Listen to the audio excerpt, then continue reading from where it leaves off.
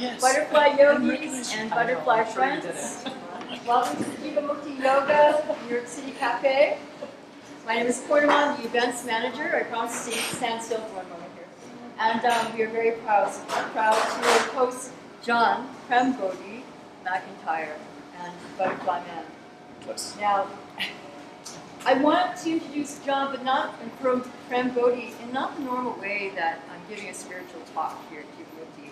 But this is, in essence, truly a spiritual talk from the heart. When I received John's message in his book, it was like being at the North Shore in Hawaii when a wave crashes on your head and your heart. Why? Because when I read this book, I was like, what is going on here? What's really throwing me upside down? Because a man who has everything, right? We've heard these stories before, but this has really, truly got me. Had everything and did not really have anything at all. You can climb to the top of a mountain. You can run the hardest race. You could be an alpha male and be out there talking about it, but guess what? Inside, all of us have felt what it's like to not feel real. How do you feel fucking real? This is what this book is about. This is really, truly touching into what's it like to be primal. How do you connect to the world? Is this really what's going on? How do you truly, truly feel about yourself? What happens when your head is disconnected from your heart? What do you have to do? For 5 years, this guy has been on that journey, and he brings us now the fruits of his journey, like Marco Polo, through life. Feel the real, feel the high, feel the low, love it, love all beings, love all animals, and most of all, just love the world as it is. That's the way you feel real. John.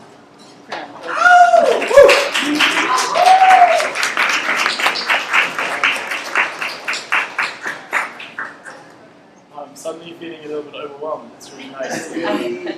Even if you weren't planning on coming to the book launch, it looks like you're coming to the book launch. So thank you very much. In a lot of the readings that I've done since this journey began, I haven't read one page of the book because it just gets distracted. Can you guys hear me?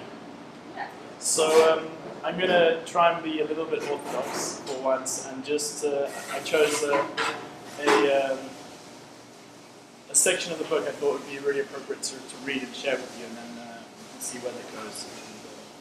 And I'm really grateful to be in New York City and to be like whole.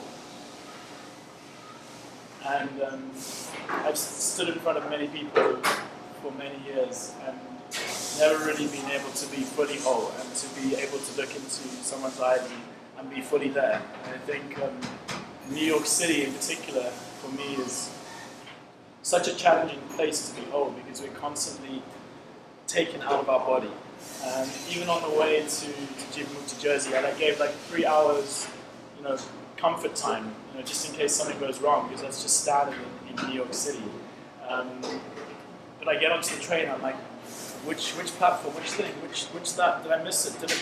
It's like meltdown. It's like you can't just sit in your body because you constantly have to. And so it's such an amazing space to actually to witness that in yourself. So before I start talking way too much, I am thinking.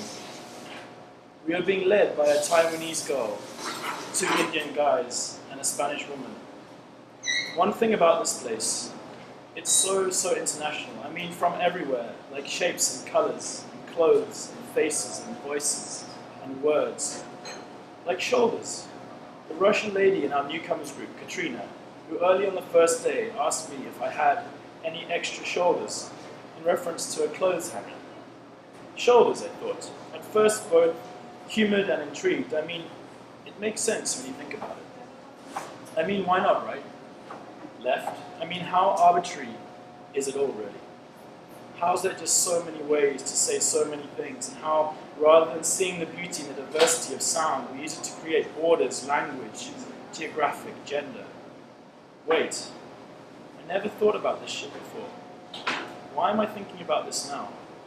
Jeepers, where am I? Lost. You are lost, Brew. Get more lost.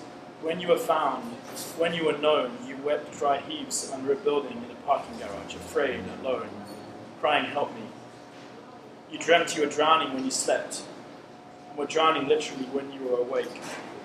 There's no one to talk to, no one I can trust with my disease. I want to scream, but nothing comes out. I am in prison I conspire to create through ignorance and complacency, yet one I believe can be escaped from through feeling. You have nothing to lose. You are open. Why would you stay in prison when the door is wide open?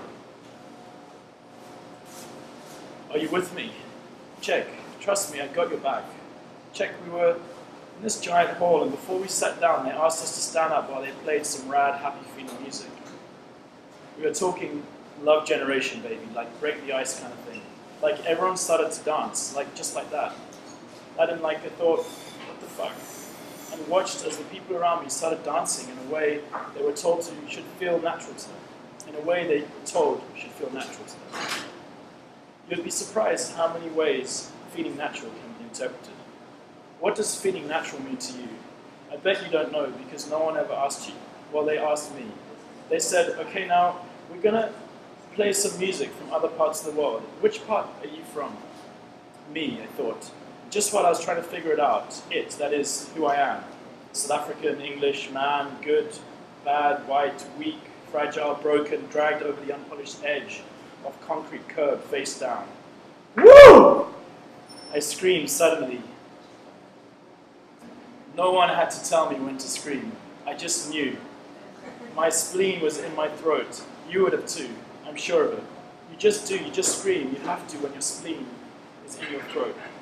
That's what happens at the very beginning of the descent, when you just crest the highest part. You feel as if your stomach and other inner organs might fly out of your body, and because they are literally floating around in your body. At last, you are finally freed from gravity, but it doesn't feel good. That's called negative G-force, although it's most likely not really negative because humans can tolerate very little of the violent upward rush of blood, which can cause brains to bleed and eyeballs to explode. My eyeballs are going to explode. When you land, it feels as if your weight is quadrupled and you're being flattened like a cartoon character under a steamroller.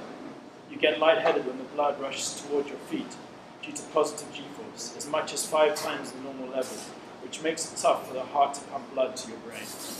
My brain was getting very thirsty. Woo! I screamed again. It just came out. It had to. Woo! That scream came automatically. I didn't know what to expect, but I knew when to scream, and I did. I had to. Everyone does. It's why the famous roller coaster in Cape Town was designed and built in the first place, to catapult riders through a maze of pipes and beams at up to 4 times the force of gravity and speeds in excess of 100 kilometers. So they will scream. Do you get what I'm saying? I'm saying that I was just a kid when someone pulled the lever on an amusement park ride in some city and threw me around a circuit of steel pipes and beams, and woo! I screamed. I had to. What I'm saying is that I was 34 when someone flicked the switch in another city. My feet were thrown around the room, still attached to my legs, and those to my upper body, and that to my head, in which 2 eyeballs were going to explode. I screamed. I had to. I just had to. I had to jump around the room and scream and sing and dance and rock and roll to the tremors of her incredible voice and body still blazing on the stage 50 years later. Her hips, her sway, the silky dress she had slipped into, the resonant liquid voice sliding out of her mouth as she dips down and scoops the sweet mouthful of the earth's most succulent vibration. Hi-yo mama, hi-yo mai pata pata. This is pata pata. This is touch touch. This is what I've been missing, touch touch. So we grooved together and said, check it out. We grooved and said, check it out. I screamed, check it out. That's it, lady. This is pata pata. This is me. Touch me, touch me, touch me. Whew. I screamed. Everything that had ever been locked up in me. Everything ancient but not forgotten. Everything that caused my penis to flatten and my body to disintegrate. Everything that brought me here now, directly in the space beneath your eyes. Went. Went what? Or where? Really, what comes after went? Went. Do you see where this is going? Do you see what's going on here? Do you feel it? That's really what I'm interested in. Me. John McEnroe, Mr. 56 kilometers a day, 31 days. It's what you feel that matters. Feel, do you get what I'm saying? Me, South African change agent, social entrepreneur, ultra athlete, philanthropist, international field hockey player, actor, model. Me. If you have to ask yourself the question, if you have to spend hours trying to figure it out, if someone has to tell you when to scream or when not to, you are on the wrong ride. You are someone else inside you, trying to persuade you to feel good about a life you're in no way really keen on, or probably very decent at. Listen, this is not what you think. This is not a bunch of wackos wearing crazy clothes. And even if it were, who cares? A few weeks ago, I was barely able to drag my soft cock out of bed in the morning, and now, magic. And by magic, I mean someone pulls a rabbit out of a hat and everyone is amazed and no one knows how it was done. But one thing is clear. Where before they were silent, bored, sleepy, tired, lost, worried, frustrated, or sick, they are now staring amazed at the scene before them. And the scene before them is quite simply a belief. The scene is, look around you. I'm wearing a blindfold placed on me by an abundantly spirited young woman from Colombia. This means I can't see, this means I must trust. This means it's evening on campus, when the campus comes alive with a variety of different activities or events put on by the entertainment committee. Because I can't see, I have no idea what's coming next. This is life. This is cold. This is a cube of ice being placed on different parts of my skin. This is tickling. This is a feather moving up and down my body gently. This is someone holding my hand, someone blowing in my ear, someone hovering melted chocolate around my nose and then placing it in my mouth, my tongue, my teeth, my throat, squeezing the melting chocolate along. Gulp. This is called yum. This is called welcome to your body. This is called you are a body. This is called feel. You might not want to do this because see, when you start to feel again, or in a new way, you start to realize how so much of your life feels painful that you've gotten so used to denying it and soldiering on that you don't feel it. Be a man, boy. Toughen up, boy. Right, left, you become numb, uncomfortably so, to all the stimuli trying to send you a message. Like, I want to scream, but I cannot. As in, I'm dying, but I can't tell you why. As in, help me, but don't. But do, but no, but yes. A penis is small compared to the size of a man, but it's big when you consider the role it has played in history. Or, as in my case, hadn't been playing. It's not funny. It is funny now, actually. But at times when I could never, ever say that, so it's so rad. I wouldn't even whisper it to myself, just in case someone else heard, you know? It's crazy. It was so big in the sense it had brought me to the other side of the world, where now I am experiencing supersensory over superload. This is called so amazing, so immediately profound. Miraculous for short, when I began to feel parts of myself I hadn't paid attention to before, from my little toe all the way to the final millimeter of my earlobe. I suddenly became aware of myself as a living body, a real incarnate organism, with the ability to feel and communicate with itself and the world around it. I was suddenly larger than I could ever have imagined before, larger in that there was more to me than I'd ever felt. As in, you finally get around to cleaning your closet, and to your astonishment, are soon taken away with how much of yourself you had put away and forgotten. We have forgotten ourselves. I had forgotten myself, and standing there blindfolded with people crawling all over me, I realized how everything in the modern world seems to be designed to take us away from our senses. If you aren't aware of your senses, what your body is telling you, you can't change what you need to. And then I realized something even larger, and I'm sorry to be the one to tell you this, that I was connected in some mysterious way to all living creatures. That means all the joy and all the power and all the suffering.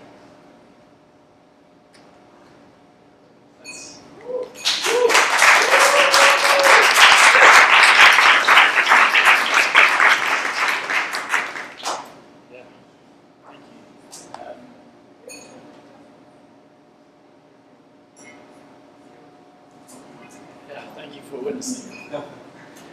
Chris, I love this guy. Bro, the universe brought you here, brother. That's right.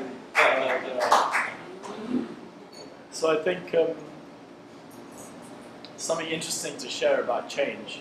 Because someone actually yesterday contacted me and said, you know, this book is nothing to do with erectile dysfunction, although obviously the way that my body was talking to me was through my penis. But this is about something far bigger than that. This is about something much more important than that. And I think change is probably one of the most terrifying things that we have to navigate in our lives and in our worlds. And for 5 years, I was standing in front of people as like a superhero, as a male success story, as the guy who started all these movements, as a sportsman, as a good-looking guy, the guy that just unconsciously got erect and had women all over the place. Just everything was apparently amazing.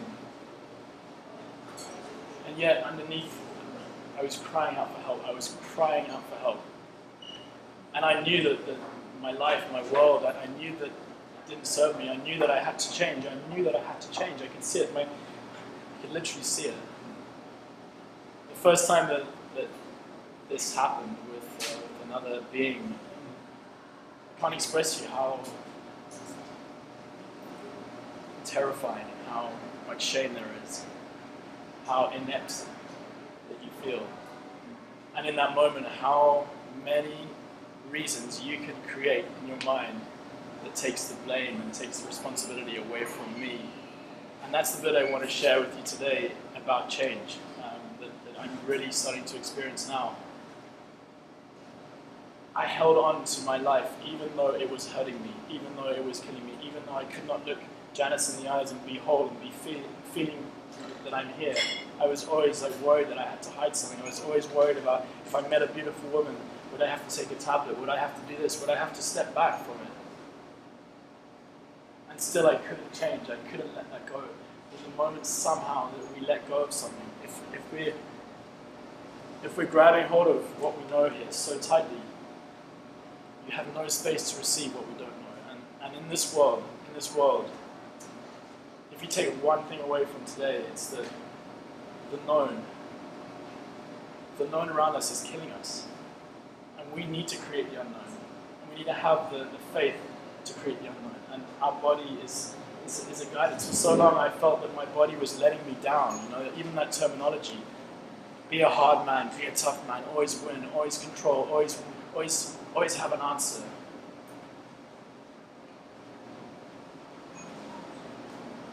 And I thought that my penis was letting me down. My body was working exactly how it was meant to. When your body does not work, it is your body telling you, hey buddy, please listen to me. I'm here for you. And it's like when you have a small child, you're babysitting a small child, and the small child is just grabbing on your coat and saying, hey, Claudia, and she's grabbing on my shorts, and I'm just dissing her. I'm just ignoring her. And that was my penis for 5 years. Just ignoring him, dealing with the symptoms. I don't have time for this now. I've got to win. I've got to run marathons. I've got a purpose. I've got to drive. I've got to keep going. The moment I started to listen to my body was the moment everything changed. And I never thought that it had everything to do with the living beings that we share this earth with, and that being every single one of you. And not just the people in here, not just the human beings of New York City and this universe, but the living beings being every single living being. And it's so beautiful to be in Jivamukti, which is a movement that is founded in that commitment towards compassion to all beings, but I didn't know what that even meant.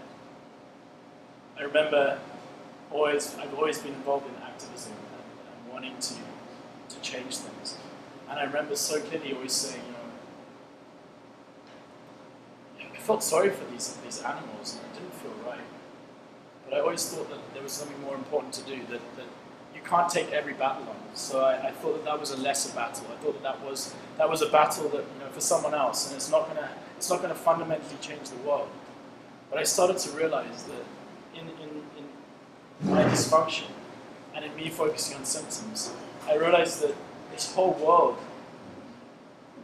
is focusing on symptoms, and we're not really going into the source. We're not going into the source. And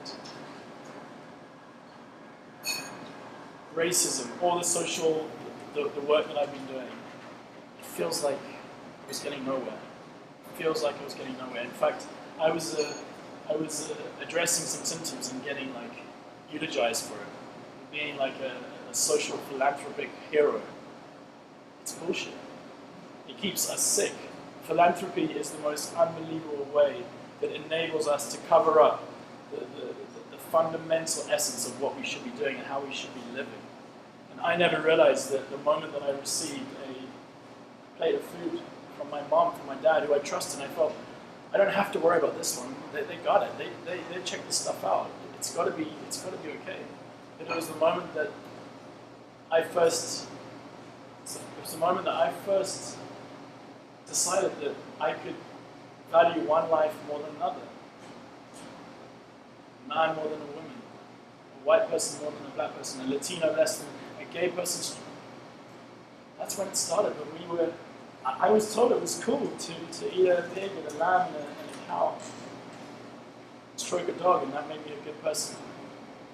But that's when the conditioning starts, and it's really a tough thing to become aware of and to admit. But once we admit that, once we can bring that in, so many things can change. And yeah, I mean, on Sunday here on Union Square,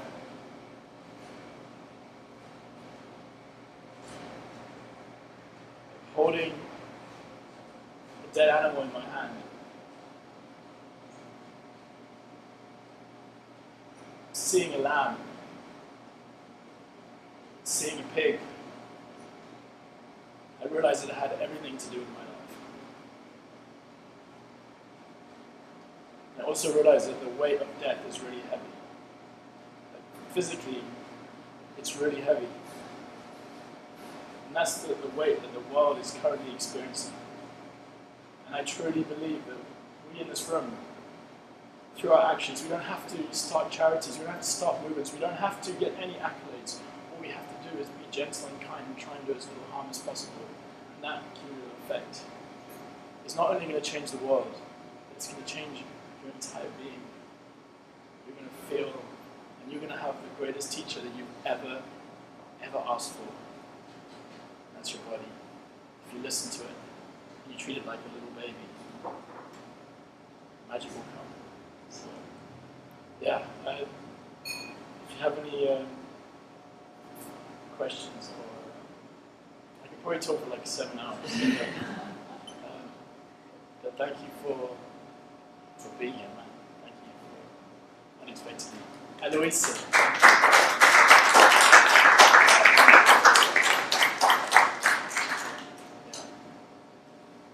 Yeah, what's up, man? I want to shout you out because I just met you 20 minutes ago when I came in here, and I don't know all your accolades and that past experience that you've been through, and it sounds flashy and fun, and you seem very athletic, and I'll confirm the good-looking part.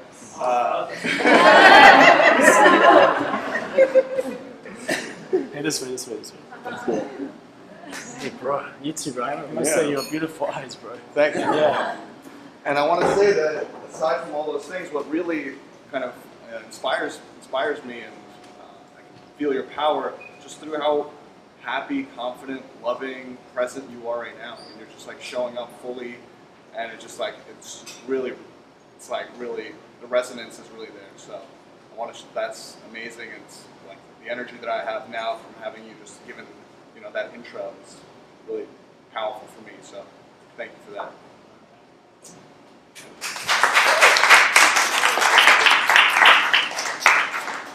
Question, since you like to talk for 7 hours, I do want to get your thoughts on values. How have your values, like personal values, can you give an example? I mean, we can go on for a long, probably for 7 hours about values, but what are some values that have shifted for you from the experience of like where you were at before? Maybe give an example of a value or two in your life then, and sort of how you've been thinking about things a bit differently maybe. What's coming to mind, and I think it's probably appropriate to share, and it's really liberating to talk about, and I think one of the things I hope that this book ignites is the willingness to talk about those things that we hide away. Like for me, any form of expression or any form of feeling that you have in your body, whether it be pain or love, if you have love for me, but you've got your girlfriend here and I'm a guy, and you just want to hug me, like do it. Because otherwise it stays in your... But you know what I mean. But like if you feel something, express it. Because a feeling that is left unexpressed is like suppressed, and it creates disease in your body. And it's been wonderful to experience that. So I value.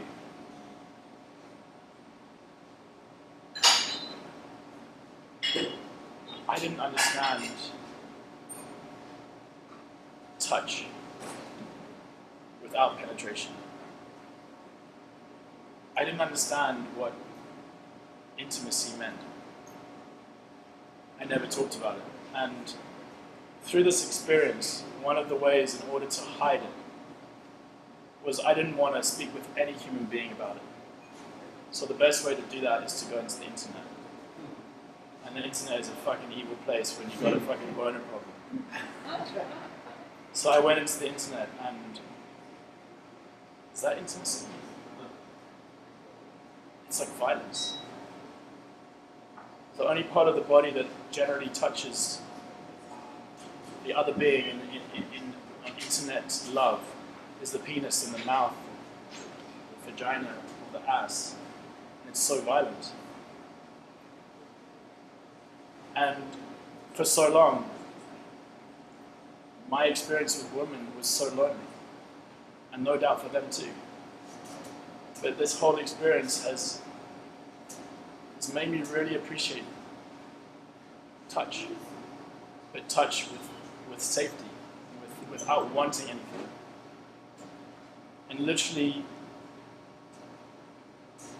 it feels like I have more to life. So I'm suddenly feeling more parts of my body.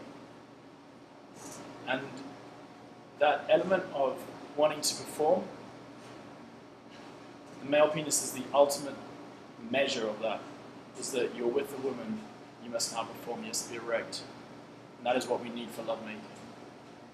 And I think if we can take focus away from that, it will open up such a new form of communication between male and female, and male and male, and female and female. And in fact, I had a beautiful discussion with a friend of mine who's experimenting for the first time. She's a female with another female, and she just said the difference is there's nowhere to go, there's no destination. So you just fully are in the moment with someone else's body, and when you're fully present. So when I used to meet someone, it would be like I'd generally have my red socks on because I started this red sock movement, and it would be like, oh, you're John McEnroe, the red sock guy, and it's like he or she's talking to some freaking figurative super ham, and I'm like, who's this guy? I mean, I've got like, I can't even get a hard on, and you're like talking about me, and you're not present. And being present in another human being is just so amazing. And so I'd like to challenge people to say, you don't just have to have a woman-woman relationship in order to not see it as the destination.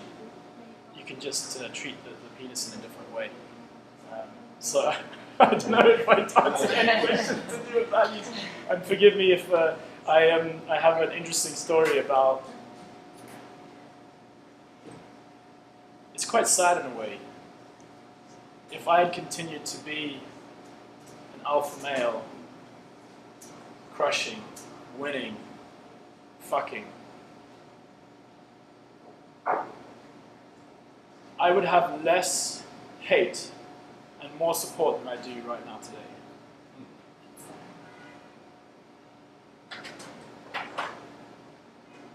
The last few months, it's literally like my entire old world that I supported, that supported me, that followed me, that maybe idolized me. It's like I betrayed them. Betraying by trying to be gentle. So it's been pretty terrifying at times and super lonely. But to meet new human beings along the way that have just shown love, it's really important because no matter what you are, hate and love, they're a practice. And if we involve ourselves with hate all the time, and that's why I found it so important to spend time with some beautiful, generous, loving humans.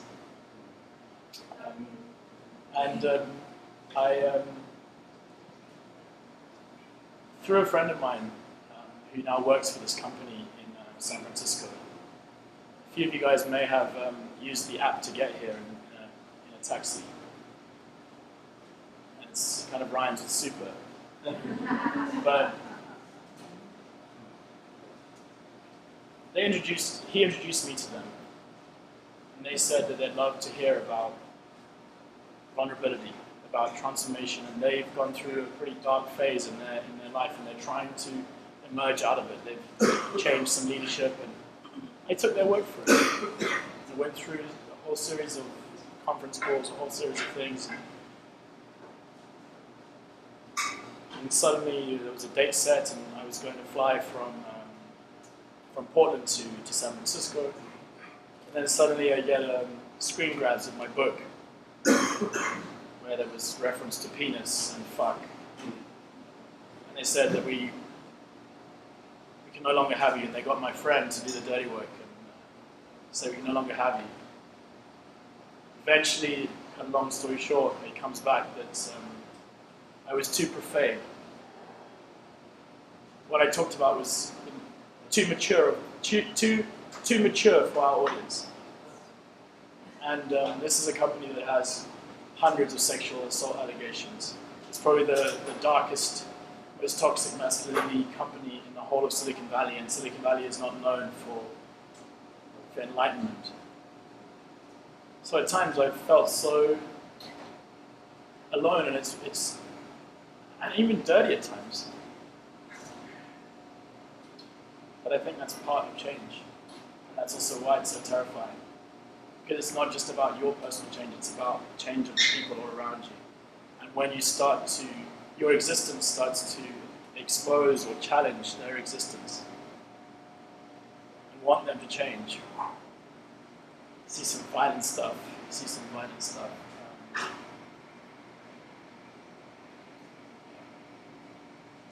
don't know if I answered any questions.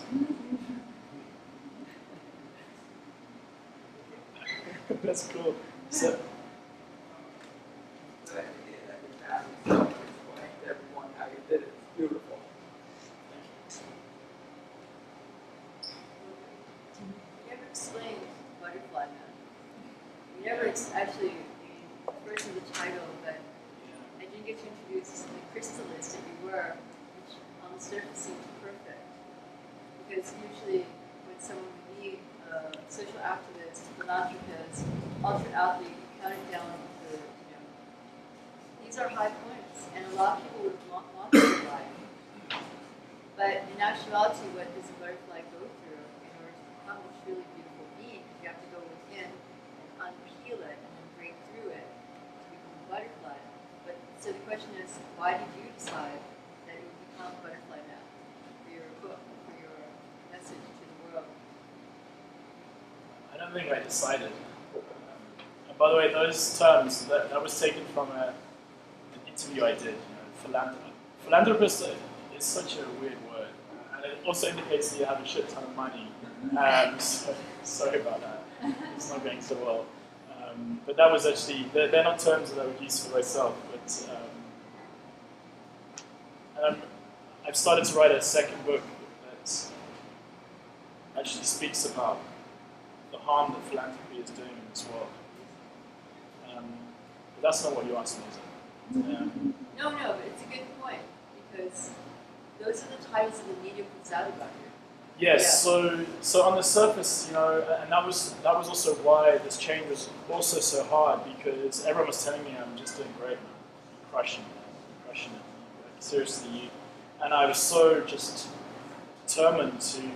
It was my passion. I thought it was my life purpose. And these organizations are still going. They've gone through some metamorphosis of their own, because me coming out of them and that transition has also been quite violent. But the Butterflyman, I was actually speaking to someone earlier about it. It starts to grow. There's so many more meanings now why it's called Butterflyman. But the original reason why it's called Butterflyman, there's a beautiful part in the book. I can either read it or I can tell you the story. That might spoil it. But it's a beautiful moment happening with me, another being, and a butterfly. I basically wrote the first manuscript of this book in 15 days on my cell phone. I think that one over there. Yeah, the one that Joey's holding. Doing so good. If you're watching on Facebook Live. And so I basically, it's so healing to get words out of your body. I realized that all those words were like a weight. And just getting those words out. But part of this metamorphosis or this alchemy that I think has happened with this book was along the way I met this beautiful man called Ray, who's probably wearing his underpants. I know you are, bro. He's in a place called Patao in Thailand, with a beautiful retreat space that we are hosting retreats there now. When people come, he does put more clothes on, but otherwise, and in fact, the reference to Uncomfortably Numb, this dude, Ray, he's an amazing American writer, he's an amazing human being. He listened to Uncomfortably Numb by Pink Floyd on repeat for 6 months. Yeah, he's not well, but he's amazing. He's like Noam Chomsky / Friedrich Nietzsche in this kind of monk-like American pseudo. He's impossible to describe. It's crazy genius. Crazy genius. Thank you, Joey. And I sent him these words, and I didn't highlight any passages, and the butterfly scene was very special, and he felt it was very special too, and it was clear that this was a butterfly man. And when I think about my life, it just feels right. And then we sent one of the final manuscripts to this designer who Ray had worked with, a guy in Colorado called Dan.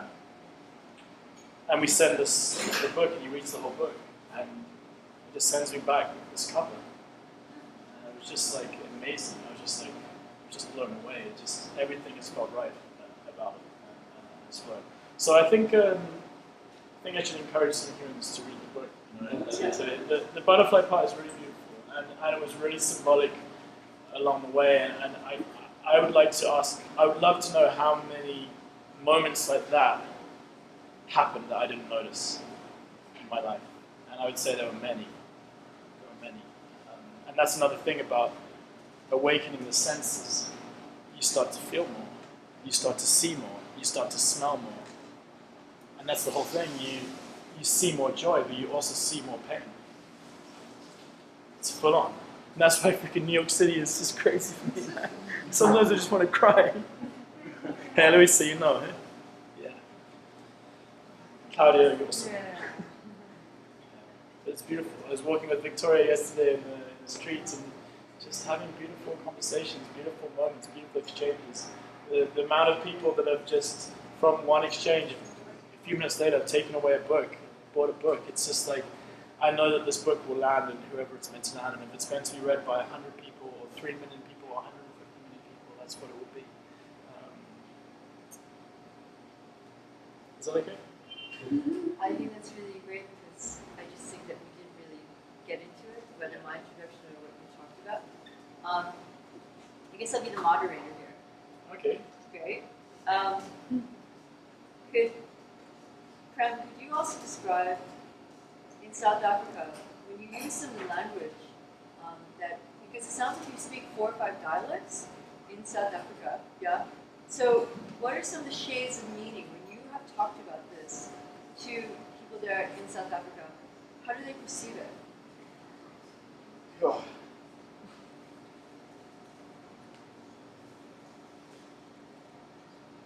You'll discover a little bit about where I used to live in South Africa, in Cape Town, and at the end of the book, it really sums up this quite a lot. But through where I've been living in South Africa, I'm the only person that looks like this. Everyone else looks very different to me. And I started to really, I can never be a black person or a female. And I've been pointing that out many, many times, actually, when I start talking about these issues around sexuality, around masculinity, and starting to, there's a lot of criticism because I'm not a female, I'm trying to speak but I think these conversations are really important to have. But I recognized how we are fundamentally born into, and certainly in South Africa, and certainly in my experience, we're born into a racial world. We're born into a world where we will look at each person in here, and without even realizing it, our mind is classifying them as something. And in South Africa,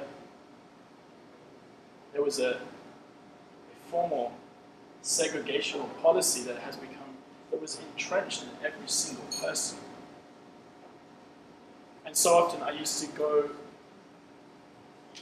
break my heart, and I didn't understand. And I've done my best for so long to work in this field.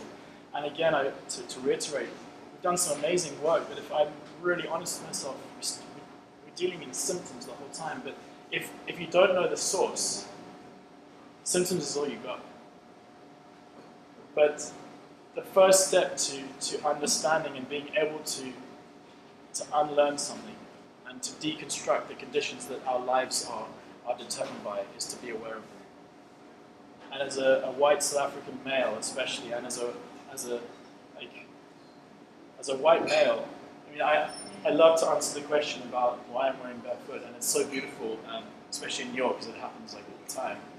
But as a white male, we have walked through this world with our big boots on, and we haven't given a shit what we walk on or what we step on.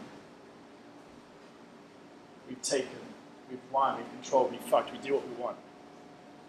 And taking our shoes off is the ultimate symbol and way to feel, and the ultimate way to have to watch where you're going and to tread lightly. And I hope that this book will be an ignition to discuss things about race, about differences. And in South Africa, it's hugely important. I lived in a place where, if you ever move to a new city or a new part of town, and if I just moved to, they would say, oh, where do you move to? And you go, I moved to Williamsburg, and oh, congratulations, that's fucking awesome. How, fucking cool. When's the housewarming party? When you move to the place that I lived in, firstly they'll be like, and then they'll be like, how long you got to be there for? Have you ever had that before? How long you got to be there for? As if it's like a prison sentence, as if it's like a social fucking project, as if it's just not allowed to live there. And yet the place that I lived in South Africa, where the second question was, well, what about the crime? Is it safe for you to live there? And yet the place that I lived in South Africa was the first place that had the lowest walls, and had no security bars, and had no alarms, and had no police. It does have police, but you're not seeing them all the time. No security guards. And had children walking in and out, and children not from the house next door, children from all over the whole place. People knew everyone, people knew their names, people touched each other. And you're asking me why I'm living there? It was the most loving and incredible place I've ever stayed in. And Harry Ball. Oh my god. Harry Ball! Sorry, this is just too good. I was so enjoying it. I was like, I want to see Butterflyman. I was like, oh, So this is like a meteor of love that just entered the room. I didn't recognize you.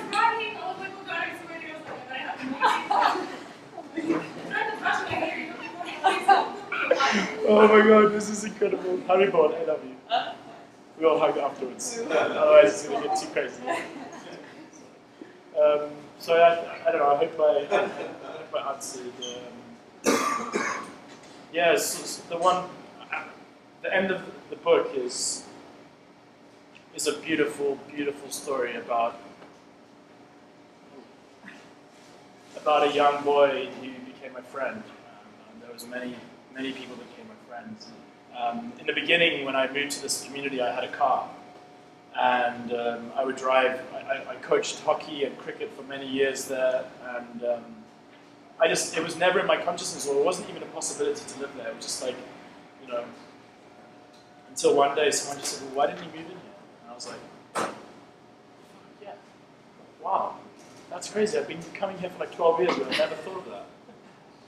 You don't. As a white man, it's a community that was established during the apartheid years to keep black South Africans away, further enough away that you don't see them, but close enough that they are able to work for the white man. And living there has just been incredible, and this one moment will stick with me forever with this young boy called Sini Temba, and Sini Temba means we hope. And he came to my book launch in Cape Town, the first day that thing was published, and standing in Langa, with a mixed audience of everything, on a weekday, on the day actually that 2 people were shot dead in the same community and was put on the news. We had nearly 200 people celebrating and together and witnessing, and to have Sini Temba with me was just amazing. He's a bright light. He's a bright light. I'd love him to be here. Oh, he would lose his shit. So, yeah, I think it's probably better to share the story in the book. I don't know. I'm happy to tell stories as well. Yeah.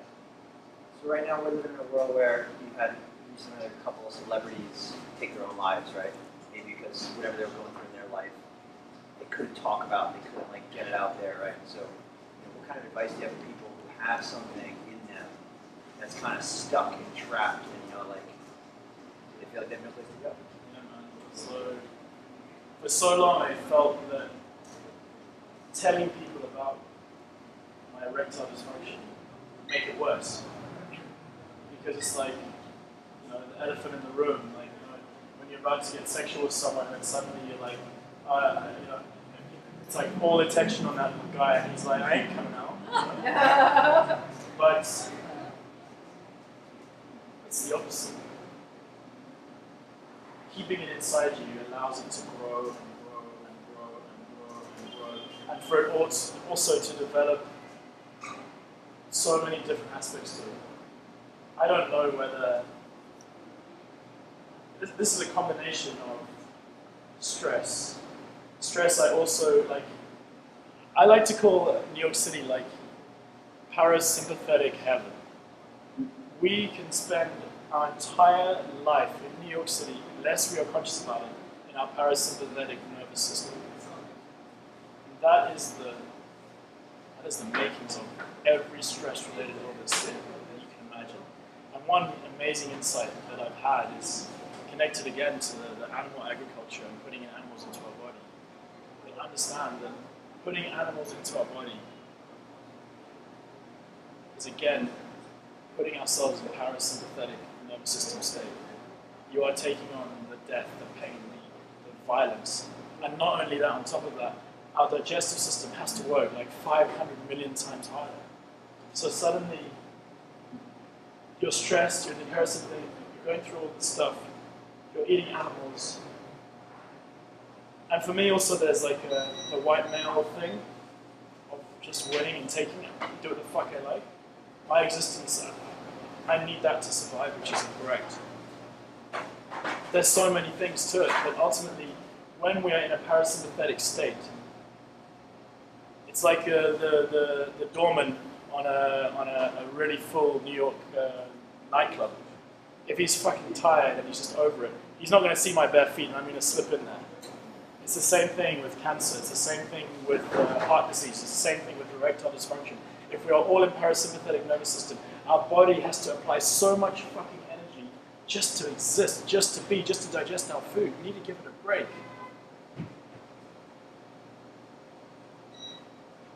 And if we have to apply all that energy to all that, I ain't got time for the penis going up. It takes a lot of blood, especially for me, to get it up, you know. So it takes away energy from some of the lesser important functions. It just has to survive, and that's how all of these illnesses come to play.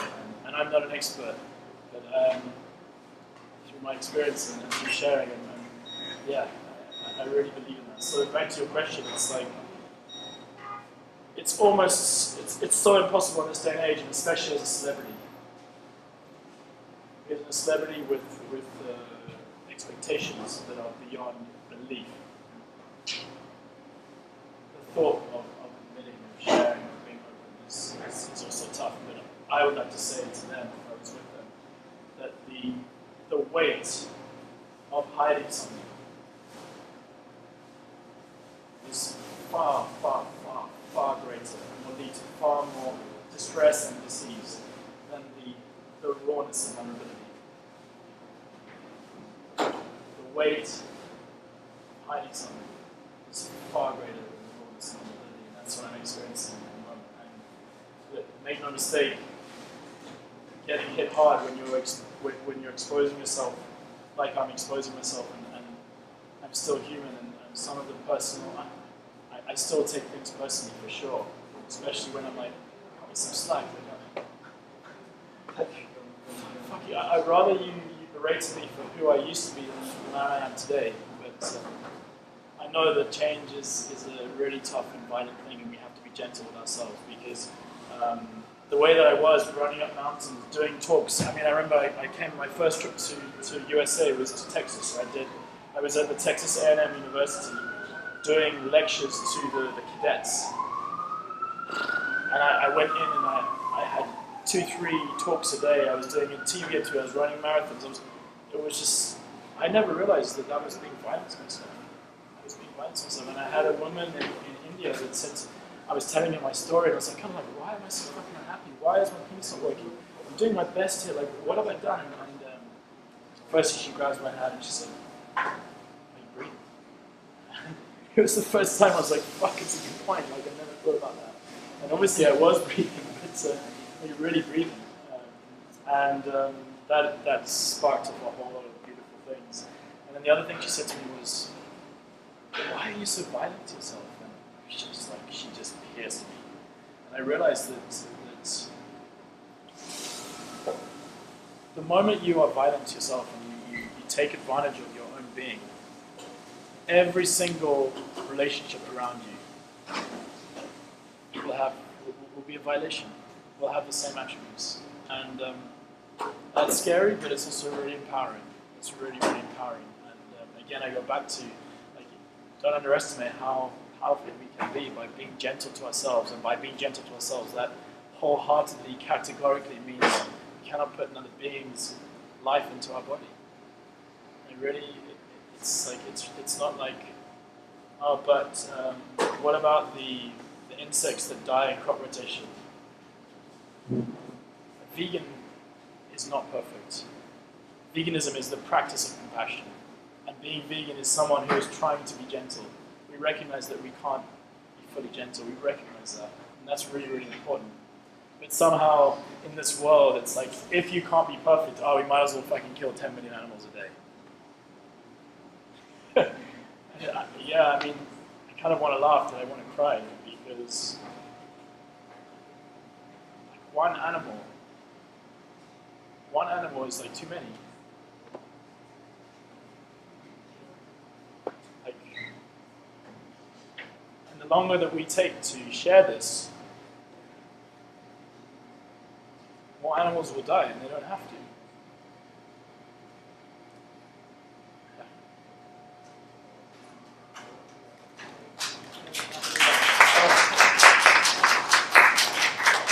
That's the awkward silence and to get rid of the tears. I think you're talking a lot about this idea of like a dark night of the soul, that you have to go through a dark time in your life to get out to the other side. And I wonder, in your darkness and what you were going through, and was there anything that you did, consciously or unconsciously, ritualistically, that led to like those moments of light that got you out of it? So, in short, I mean, I remember going to one of my hundreds of talks I used to do to corporates, and it's like they're standing in front of all these people, and you got to have something to say, right? You got to be. I drove. I couldn't even get out of bed that day. I managed to get myself into the car and actually referred to it as. And I get to it was a hotel, and I get to the basement of the hotel, and I was just. I'd love to say I was in tears, but I realized that for so long I could never cry. I could never cry. And again, tears, going back to a few of the things that we've said today, tears are also our way of cleansing our body, of letting things out that need to come out. And if we suppress our tears, we are going to create illness inside of us. And I never thought that. It's like, fucking men don't cry. Man up, buddy. Wipe your tears, don't cry. And I remember being in the bottom of this basement, and I was like trying to cry, or like I felt like crying, but nothing was coming out. So it's like, it was awful. But I spent like 20 minutes there, and then I eventually picked myself up. And it was the first time that I kind of broke down in a talk to a bunch of people, because I become so good at acting. It's so good at being strong, at being a man, at being amazing. And the more pain that I was in, the more I wanted help. The more I did, the more marathons. I ran from Cape Town to Peter Maritzburg. I ran like nearly 1,100 miles in 30 days, where I was at my lowest. And I've seen that now, that when we are under attack, us men, we start swinging even more, and we try and divert. Like try and look into a man's eyes, just in the streets of New York City. Like stand next to him and look at him. He's like fucking on his phone. He's on his. Silence is the most intimate thing that we can do. And as a man, my experience, the more I wanted to avoid, the more I just kept doing. I was crushing it. I was just crushing myself and going further and further away. But basically, that was like an insight into vulnerability. That speech, I broke down completely. It was a fucking shit show. But it also was amazing because I actually connected with these human beings far more, because it's like this guy isn't this like fucking Superman dude. He just gets me right. It's kind of irritating. He actually is human. There's something going on there. But I couldn't tell them why. I broke down, and they were like, "Oh, is this guy fucking acting or what?" Man up, buddy. You'll be alright. But it was almost like you know on Notting Hill when everyone like they live in like a middle income, lower income house. The people aren't a bit of a loser like me. And anyway, they're going around with they have to basically the most shameful and loser story gets the last cookie. And they were going around the table. And then everyone went, but Julia Roberts was in the room, and she was like, "Well, do I not get a go? Do I not even get a fucking go?" Because they're like, "Well, you don't get a go because I mean, look at you, you're like fucking perfect. You don't get a go, and people don't know what's going on underneath." And that was like an insight into vulnerability. But still, for so long, my changes were superficial because I felt that fundamentally this was my life. This is what I had to accept. This is how it is. And it was only when there's a Lange has been the greatest gift. My name in Lange, in Xhosa, which is the language of Nelson Mandela, who's just an incredible. I mean, I think he was a vegan in another life, because he speaks like one of his beautiful. It's like never, never, never again shall this this beautiful land, experience the oppression of one over another. And that is what is happening every single day and every single minute. And I'm convinced, I wish I could have had a conversation with him. I've had many conversations, just me talking to him. But I wish I could have had a conversation about it, because I'm convinced he would have understood this connection. Fuck knows where I was going with this. You started swearing, by the way, and I wasn't supposed to swear because we're in a yoga place. Yeah, And everything. my mom doesn't see. Yeah, but you started swearing. So, I do, sorry. Yeah. Yes. No, don't say sorry. It's fine. But it's part of the dialogue that we're having, because it's not doing it just to show up. It's the same way that what you talked about, it's not the subject really. The subject is about going deeper and unpeeling those layers of false reality. Yeah, so in the first few days, you can imagine me arriving in this community in Lange. People knew me, but like I would go in my car to the hockey club, and every now and again I'd stay for a few bits and bobs. But effectively, I was in like a container, and I'd go to the hockey club, then I'd go to my white leafy suburb. And so like the car was like, apartheid means separateness, it means disconnection, it means separating, and the car separated me. And so in the beginning in Lange, I used to be called Umlungu, which is a word for white man, for obvious reasons. So like the kids would be like, Umlungu, Umlungu, Umlungu. Like, cause like if you're a white man in Lange, you have like a couple of bodyguards, and not a bodyguard, but it's like you have a tour guide. It's like if a white guy is in Lange, generally they're from America or Germany, somewhere. And if you don't have one, they're like, what the fuck is this guy doing? And then suddenly they're like, he's from South Africa, and then it's just crazy. But the moment I lost my car, I didn't lose my car, I sold my car, I came home, and Mama and Tutu was like, Ipi motu, where's the car? And I was like, I sold it, Mama, and she was like, what? You what? And my whole life changed after that, because I soon became known as Sipo, which is a gift in Xhosa. And so instead of being called Umlungu, I became Sipo, and it was just like, I can't explain. The name thing is interesting. If you have to watch my body, if someone calls me John or if someone calls me Bodhi, it's like a whole different thing. Someone calls me Sipo, I like grow like 10 feet tall. If someone calls me Bodhi, I just feel like it's mine, it's open, it's space. Whereas John is like historically heavy. And I didn't give it to myself. I didn't give it, I love my parents, but that's their name for me. And I can take it if I want, but it's so nice to create your own. It's really nice. So the moment that it actually, the light just came in other words, I often talk about the chai tea, or has anyone ever learned to juggle? Because for so long I was like, I can't juggle, I try and I can't juggle. And then I was with this beautiful guy in Berlin, Lucas, and he's like, in order to juggle you have to let go. And I was like, this is too amazing. And if you have 3 balls, somehow you're just so freaking conditioned to hold on to the 2 balls, and then the 3rd ball just falls. No matter how beautiful the ball is, you have to let go. You have to let go. And the moment you let go, you allow something to come in, you allow the light to shine. And in the end, it wasn't me, I was forced to let go. And basically what happened was this beautiful being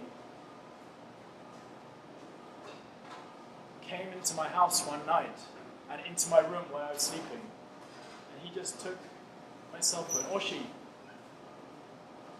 this human took my cell phone and took my Apple Mac and took my privileged items and just said, I'll be having them. And in the end, that was, I mean, it was a traumatic and it was a primal experience, but in hindsight, or looking back, this person changed my life, and it gave me the space. And then suddenly it was like, oh my god, this shit is just unreal, because suddenly things just started happening. I mean, being here at Jiva Mukti, New York, as a Jiva Mukti teacher, having taught at Jiva Mukti, Jersey today, it's crazy. A few of my classmates here, it's so wonderful to see you guys. But I mean, I still don't really know how to be down with dog, and I'm teaching. It's so amazing. Like I've been thrown into this experience, and I know that it's where I'm meant to be. And it feels so different being exposed now and being fully exposed. And this is as humanly possible. I mean, my original manuscript had more in it. It had 77,000 words, and it got cut down to 29,000 words. But it can't get much rawer than this until the next book. We're not stopping. It's beautiful. When you feel for the first time, it's like feeling for the first time. I didn't feel my body. I was like a sportsman, I was a runner, I was all these things that are so-called healthy, but I didn't even know how to feel. So we've got to take our shoes off and we've got to feel. It's amazing. I was just thinking it'd be great to do like feeling workshops. Like feeling and renaming workshops. Oh my god. When I watched the first renaming ceremony, I didn't know what the hell was going on. And this lady walked to the middle of the room, knelt in the middle of the room with a whole bunch of strangers around her. They read out a new name in Sanskrit. I was like, what the fuck's going on here? This is so weird, but she's smiling. Everyone's happy. And then they played music, and then they had this conscious, like, Osho audio tape. And then suddenly she becomes this new name, and she gets up, and people just come around her and hug her. And I was just like, yeah. And I was just like, that feels so beautiful. who cares what it means? It feels amazing. And the next week I was having breakfast with a guy called KP, and if he's watching, KP goes to me, it's called Sannyasin ceremony. I still didn't really know much about it. Other than I was just being drawn towards it. And he goes, "You're Bodhi." And I was like, "Yeah, it feels so freaking nice." And then I just became Prem Bodhi because Prem means love, and love awareness, and awareness is so important because if we're not aware of shit, we can't change it. The next day, so I mean, I'd been John, and my ID tag in the center, I'd been John for a week. And then the next morning, you know, like when you wake up and you just want to wake up and experience something. I was like, fuck, this is so cool being Bodhi. It's just so much different. It's just so much more fun. It's like, it's just the same, but I'm just Bodhi now. So I go to the dynamic meditation. I'm walking from the dynamic meditation to the breakfast. And Rajan was walking towards me. Rajan has been at Osho for years and years and years. And I used to kind of have a bit of a he used to niggle me a bit. But he chose his name Rajan. Rajan means king. I'm like, damn, bro, you ain't short of no confidence, you know? And it was so amazing that I walked towards him, and he's walking towards me, and I go, "Morning, Raj," like we always did. And he goes, "Morning, Bodhi," and he just walked on, and I was like, I literally felt like a giant. I felt so beautiful, so beautiful. And then I turn around, and Rajan's like walking like a fucking king. I was like, damn, you chose a good name. He's so regal, he was so beautiful, he's so tall. And I was like, you're a king. And so it was almost like a moment where so many conditions, I thought it was weird to change your name. I thought that, well, this is your name. I would almost get uncomfortable. Like people ask me, but have you changed your legal? I said, just chill out, man, you can have hundreds of names. You know, just go with it, yeah. So like, it's just, it's like so many conditions just dissipate.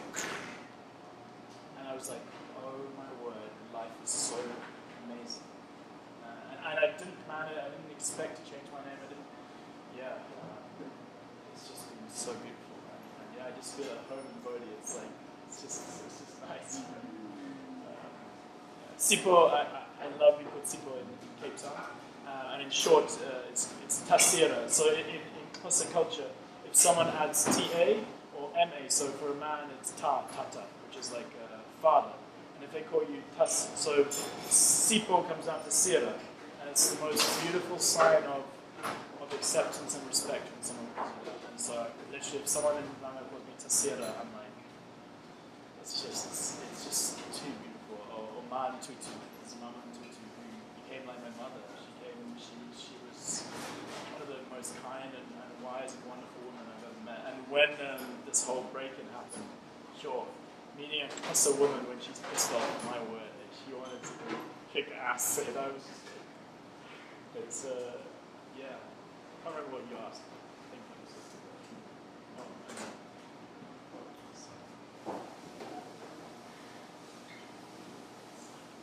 Well, do you want me, are you out of here? Do you want me to write something? Oh yeah. How big? Yeah, it's on. Thank you. Thank you. Yeah. Thank you, Mr. Man. Thank you. Take care, brother.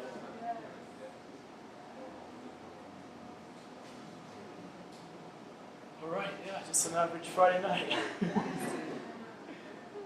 know if there's any other questions, or I'll be around afterwards if you're shy, but definitely if you're feeling something, let it out. Thank you.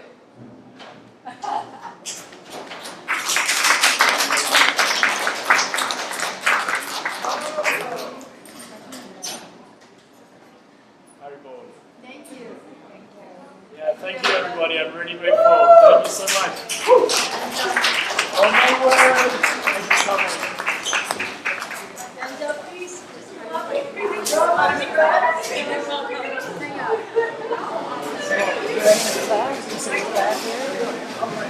Making me? No.